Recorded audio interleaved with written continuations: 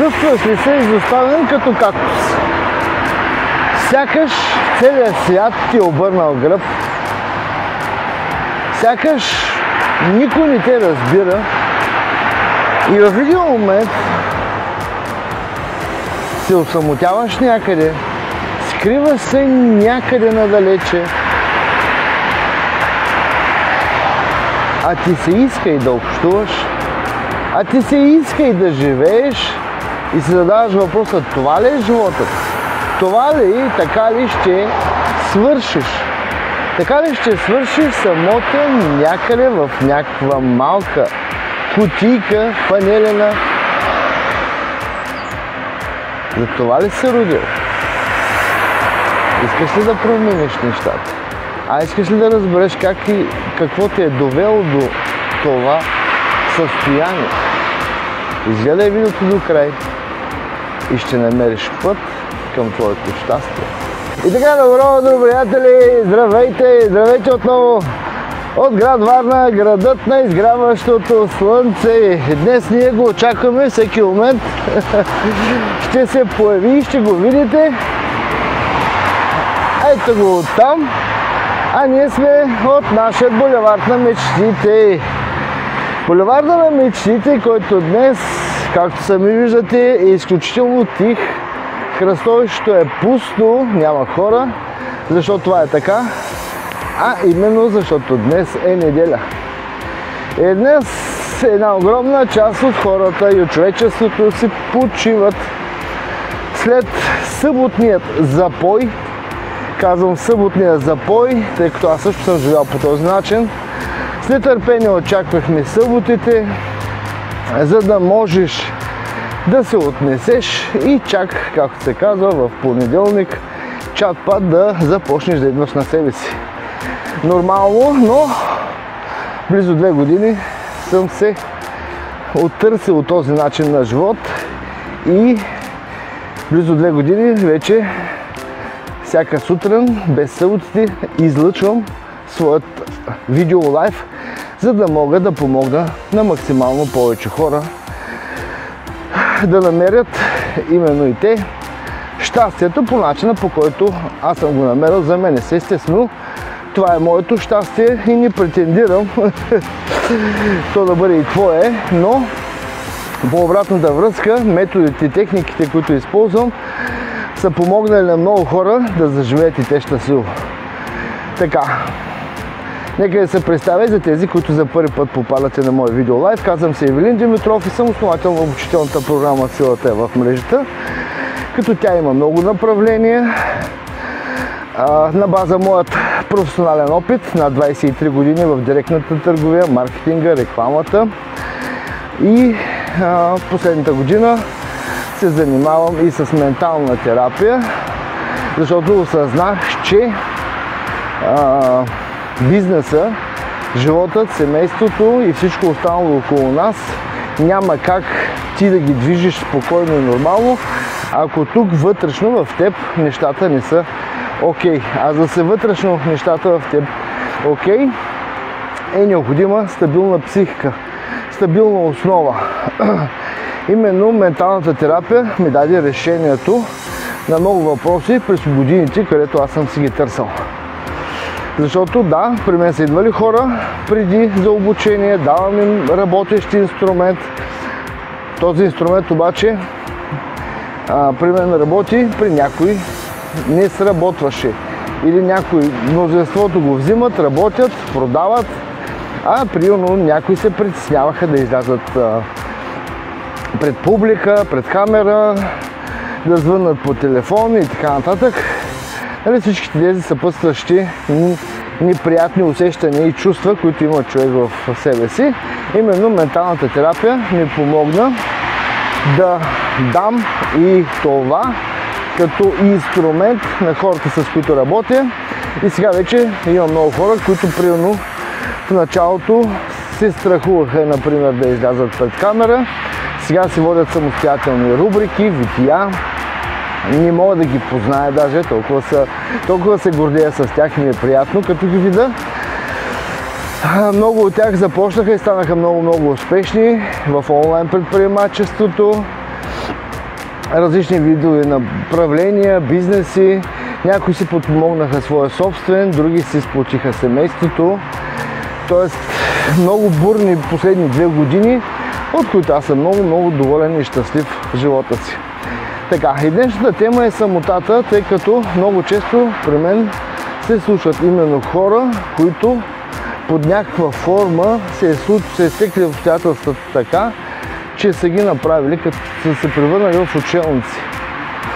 Тоест самите те, никой не те прави, ти сам се правиш такъв. И тук менталната терапия го обяснява последния начин, това състояние на човек. Сега, нека за тези, които за първи път попадате на видеолайв, да ви споделя, че как работи и как разглежда процесите менталната терапия. Менталната терапия разделя нас на 2 нива. На съзнателно ниво и на подсъзнателно ниво. Тоест, нашият ум, разум, нещо го контролира, нещо се случва с него. Така. И нашата съзнателна част е нещото, което ни дава възможност ние да живеем днес нормално. Обаче, нашето подсъзнание контролира нашата съзнателна част. А там ти над него нямаш кой знае какво огромно влияние. Тук вътре в подсъзнанието се намират всички твои знания, умения, навици, спомени, хубави, лоши, приятни, неприятни и така нататък. Тоест, с други думи, всички твои програми, в които ти си се заредил като един мощен компютър. И всичко, което е влязло тук в теб, подсъзнанието вече го изпълнява като план на съзнателна основа. Или с други думи, ако в теб е влязла програма, че самотата е безопасност и ти трябва да се скриеш от целият свят, на съзнателно ниво ти можеш да осъзнаваш, че това на теб ти вреди, но на подсъзнателно ниво ти не можеш да направиш абсолютно нищо. Така. И тези програми откъде и как се зараждат. Има различни ситуации и случки в живота, но запомнете едно важно нещо. Програмите вътре в нас влизат чрез някакво силно емоционално преживяване, което ние сме имали. Като това силно емоционално преживяване няма значение дали то е днес и на тази възраст, на която ти се намираш, и отутре ти да се превърнеш в нещо друго, или това е било примерно на твоята 3-годишна възраст, на 3-тия ти рожден ден и там 3-ти, 4-ти, 5-ти. Тоест, вътре в подсъзнанието не съществува време и тук всичко, което е влязло в теб, то започва да работи, макар ти на съзнателна основа да си забравил какво и как се е случило, но подсъзнанието помни всичко. Или тук вътре в теб, на всеки един твой грам, има някъде около 136 терабайта информация. Тоест всичко, което се е случило от твоето зачеване до ден днешен и до твоята смърт, се записва в подсъзнанието, в твоето подсъзнание. И затова казват, нали, понякога, че понякога човек, животът му минава като на лента пред него. Да, това е така, защото той е записан.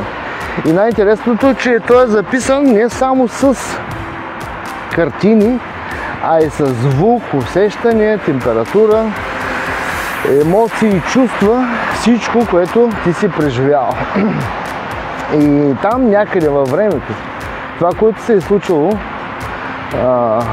именно с човек, който в момента е самотен, той е получил такава програма за самота.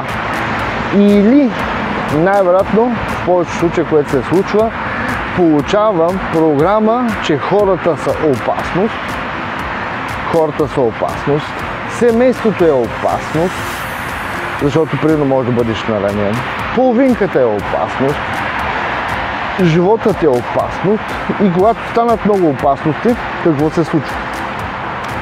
основната задача на твоето подсъзнание към днешния ден, това е да те пази. Или твоето подсъзнание, функцията му е самозащита. Така, и когато той има функция самозащита, какво започва да прави, когато има някаква опасност? Когато тази опасност ти се е заредил в себе си, а именно започва да те защитава от опасността и от целия външен свят. Или с други думи, ако в теб е кодирано, че да имаш семейство, да имаш деца, защото примерно под някаква форма ти си видял някъде, че това е опасно, защото всичко е възможно, примерно някой съсед, съседка, нещо да му се е случило, децата да са му навредили и в теб да се е закодирала тази програма, че децата са опасност или семейството е опасност, или мъжът е пияница, свиня, крокодил и каквото ти дойде на къла, то оттам нататък твоето подсъзнание започва да те пази именно от това ти да не попаднеш в ситуация на опасност. И какво се случва? Естествено, че то ще направи така, да те изхвърли от живота възможността, защото съм срещал и хора, които нямат деца. Просто здрави са си, всичко им е нормално, няма примерно някакви медицински проблеми, коментирайки, но така се случва, че тези програми, между тези програми си имат различна друга терминология. Едно време хората са ги наричали вредно, лошо влияние. Към различните природи, примерно и народности си имат различна такова формулировка, религиозна. Примерно в религиозните общности се наричат понякога демони, програмите наричат лъсъми, дяволчета, дяволи, сатана. А научните среди са си просто програми, които обаче без значение как ги наричаш, те работят и накрая съответно даден човек е самотен и го унищожават. Или откакто човечеството се е пръкнало до ден днешен, в човек има програми. Тези програми, хубави или лоши, определят вече неговия живот, какъв той ще бъде. Така. Виждал съм как самата програма така прави, че да изолира толкова страшно човек, че да го вкара в паника атаки.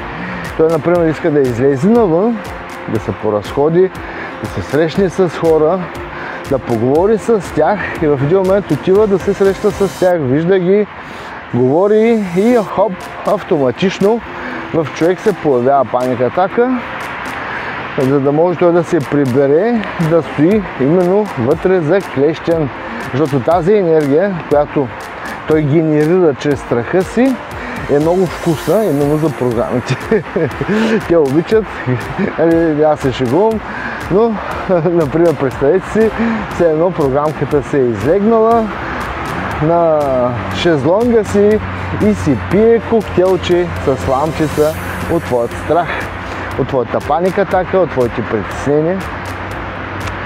И най-страшното и странното е, че в теб може да има не една, а много програми, които да върлуват и да си съдействат, да си помагат, защото едната програма отваря врата за друга и колкото по-дълго човек стои в това състояние, толкова повече още вредни програми ще влязат при него.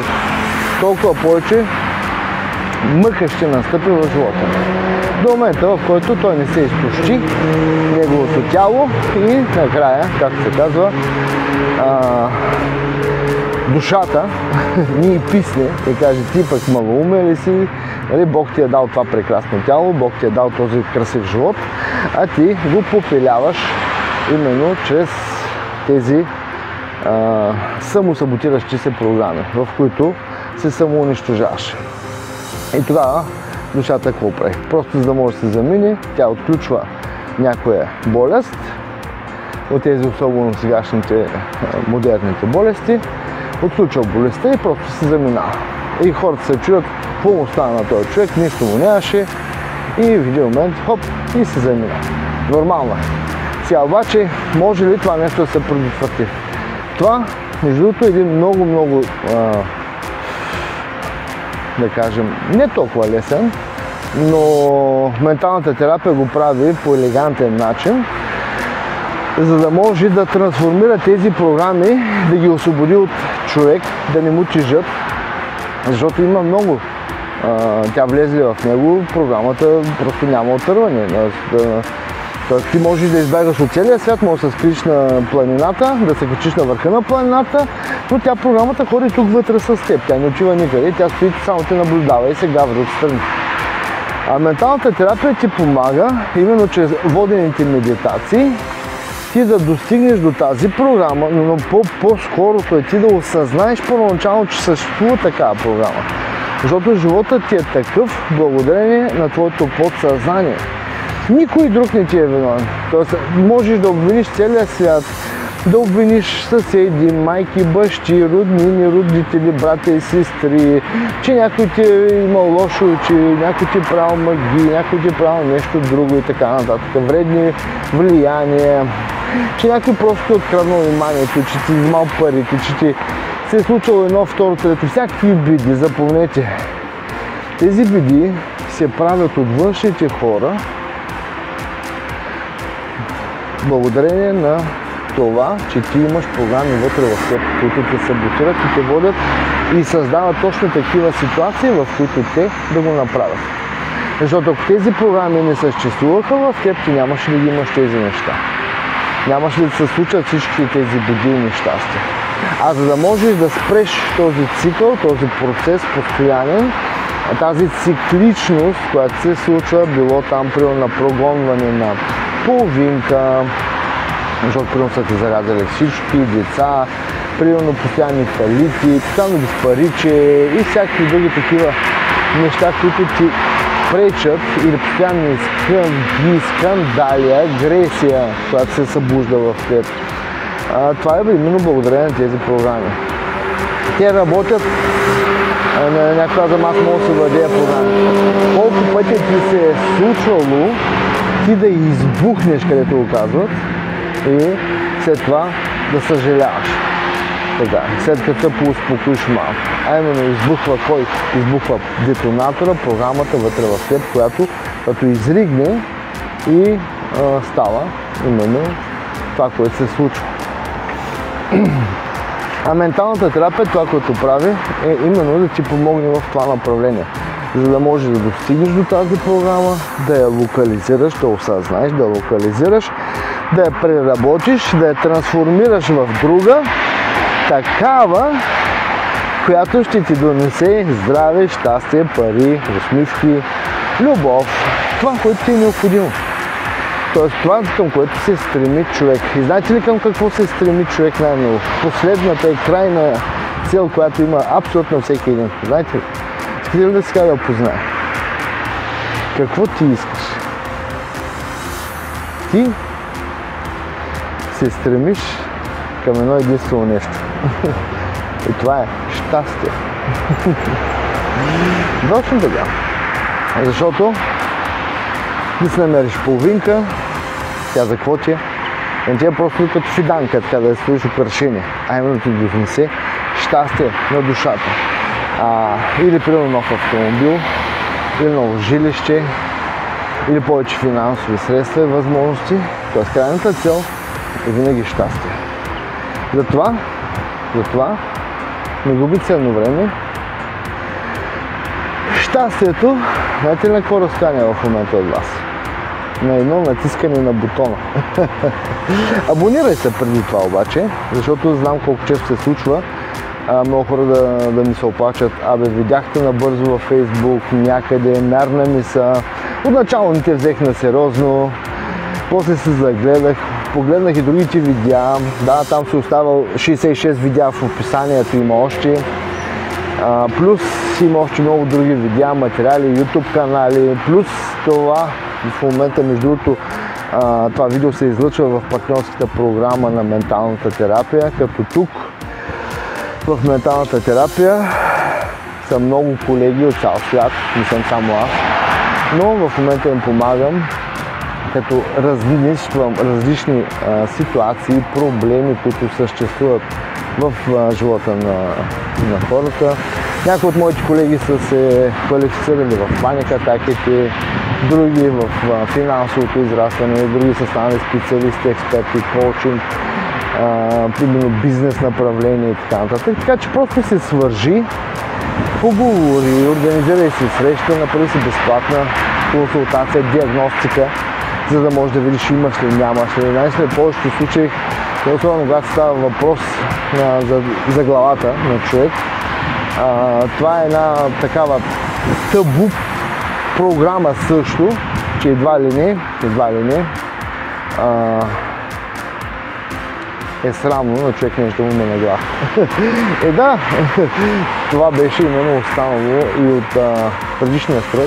Но той и сегашния строй, между другото, турбовъгълческите строеве, те не се сменят, просто сменят името и цвета, а именно функцията е същата и знам какво се случва. Много хората просто ги е страх именно в това направление, някой да не си помисли нещо за тях, че едва ли не има нещо злато.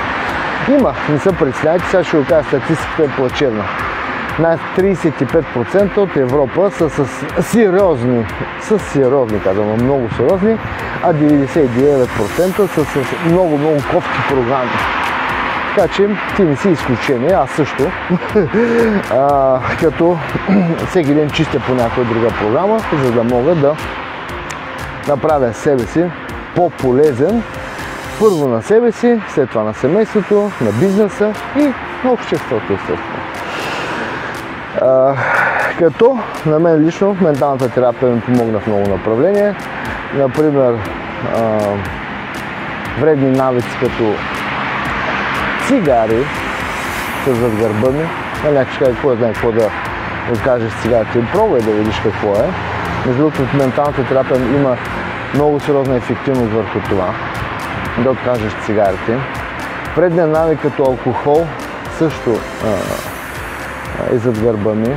Също така отказах месо, яйца, риба, газирани напитки. Ги ограничих доста сериозно. Но мога и на 100% да ги спра. Въпросът е такова, че по някоя лимонадка при празниците е напълно полезна. И много други неща, които ми пречиха примерно на комуникацията в къщи, с семейството. Намирам повече време за децата си, благодарение на менталната терапия. Това може да бъде, просто търся щастие за себе си. Аз го намирам за себе си. Естествено, моето щастие може да не е като твоето, но всеки сам си има вече различни приоритети и програми в него си заредени, за да може да се наслаждава на живота. Защото на този свят ти си се появил не само да бъдеш мъченик, ти имаш право и на щастие. Никой никъде не го и пише, между другото, че трябва да бъдеш мъченик. Така че, това от мен. Ако под някаква форма съм ти докоснал, да, свържи се, насочи си среща. Знам, много ми се оплакват, че примерно колегите са заети и той при мен графика е натварен за по 2-3 седмици напред, но както се казва, какво да се прави, нормално ще изчакаш. Така иначе тези 2-3 седмици ще минат, запиши си час. Като казах и запиши си час, започва и есенния набор за менталисти, така че ако в теб, в твоята душа, под някаква форма има заложено лечителски програми, обичаш да помагаш на хората или искаш на себе си да помогнеш и на семейството си, то може да станеш част от партньорската програма за менталисти от менталната терапия. Но просто трябва да направиш запитване, естествено. Така че, това е от мен за сега. Днес е неделя. Прекрасен ден ви желая. Щастие и усмивки на всички. Ще се видим в понеделник и да си кактус. Не е много приятно. Хем будеш, хем самотен. Щастие и усмивки на всеки ден. Ние можем да обслужим кактусчето и да го направим да цъфне в това прекрасно свет. Макар че и те са красиви. Те имат хубави неща. Имат много полезни неща, между другото кактусите. Така че, чао! На теб също има полезна работа, трябва да изкарам това.